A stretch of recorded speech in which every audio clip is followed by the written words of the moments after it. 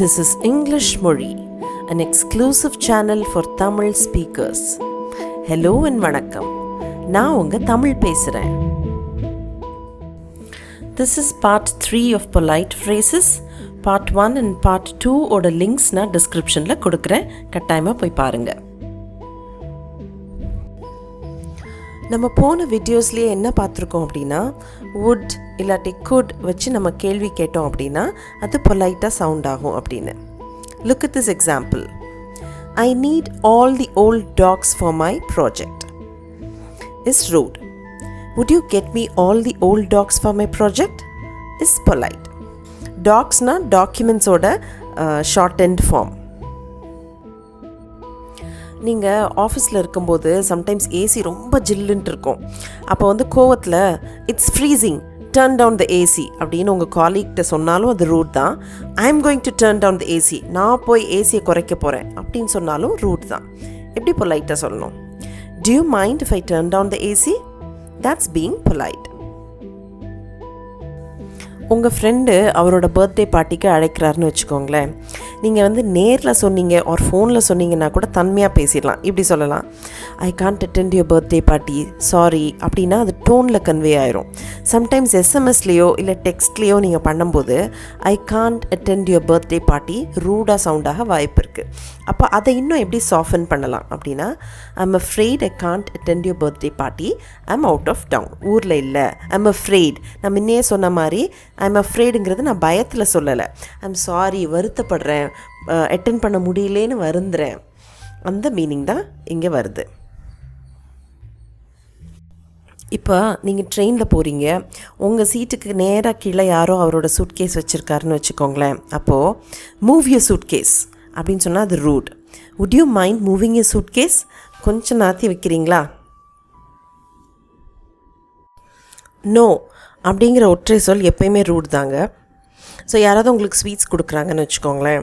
அப்போ நீங்கள் என்ன சொல்லலாம் அப்படின்னா, உங்களுக்கு வேண்டான்னா நோ தேங்க்ஸ் அப்படின்னு சொன்னால் அது பொலைட். இப்போ ஒரு ஹாஸ்பிட்டல் போகிறீங்க, ப்ளட் டெஸ்ட் எடுக்கிறீங்க, ப்ளட் ரிப்போர்ட்ஸ் வந்துருச்சான்னு அன்றைக்கி மதியம் போல் ஃபோன் பண்ணி ரிசப்ஷனிஸ்ட்டை கேட்குறீங்க. ரெடியாக இல்லை அப்படின்னா அவங்க நோ அப்படின்னு அந்த ரிசப்ஷனிஸ்ட் சொன்னாங்கன்னா that is very rude. So யூஸ்வலாக என்ன சொல்லுவாங்கன்னா, I'm afraid it's not ready, or ஷார்ட்டாக ஐம் அஃப்ரெய்ட் நாட் அப்படின்னு சொல்லுவாங்க. Can I sit here is not rude. ஆனால் would you mind if I sat here அப்படி சொன்னீங்கன்னா இன்னும் பொலைட்டாக சவுண்ட் ஆகும். வுட் யூ மைண்டுக்கும் டூ யூ மைண்டுக்கும் ஒரு சின்ன வித்தியாசம் இருக்குது. ஃபார் எக்ஸாம்பிள், இதையே do you mind if I sit here அப்படின்னு கேட்கலாம். ஆனால் வுட் யூ மைண்ட் யூஸ் பண்ணும்போது அந்த வேர்ப் பாஸ்ட் டென்ஸ் ஆயிரும். Would you mind if I sat here? Would it be all right? இது இன்னொரு விதமான construction. Can I attend your class is okay, but would it be all right if I attended your class is polite. இன்னொரு construction, I wonder if I might. For example, can I use your code in my program? Is okay. I wonder if I might use your code in my program. That's being polite. Another construction, I was wondering if. Can you hand over the parcel to money? Is okay. I was wondering if you could hand over the parcel to money is being polite. Let's do a quick recap. These are the sentences we've learned today. Would you get me all the old dogs for my project? I'm afraid I can't attend your birthday party. I'm out of town. Do you mind if I turn down the AC?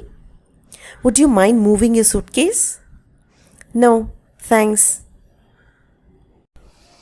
I'm afraid not. Would you mind if I sat here? Would it be all right if I attended your class? I wonder if I might use your code in my program. I was wondering if you could hand over the parcel to money. I hope you found the video useful. I'll meet you in another video. Until then, take good care of yourself. Nandri, vanakkam and bye-bye.